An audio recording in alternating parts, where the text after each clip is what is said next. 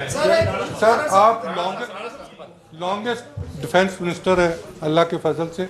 कल रात को जो मूवमेंट हुई है आपकी शहर में 15 डिव की, 37 डिव की और 15 डिव की।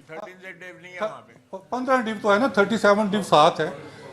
मुझे आप ये बताएं कि लास्ट नाइट आप भी शायद उधर हों कि जनरल यूसुफ ने जो एसपीडी के सरबराह हैं उन्होंने 3 ऑप्शंस दिए हैं, उस पे आपका क्या रद्द अमल है? ਤੁਹਾਨੂੰ ਇਹਨੀਆਂ ਗੱਲਾਂ ਦਾ ਪਤਾ ਹੈਗਾ ਤੇ ਮੈਨੂੰ ਦੱਸਣ ਦੀ ਕੀ ਲੋੜ ਹੈ। नहीं मेरी बात सुने। देखिए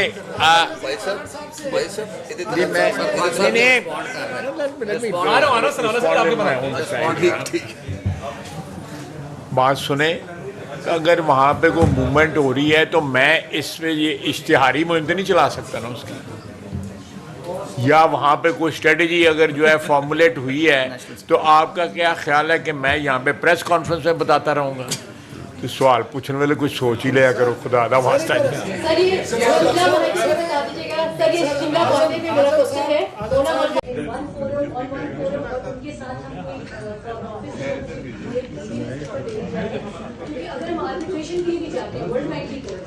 उससे पहले हमें तमाम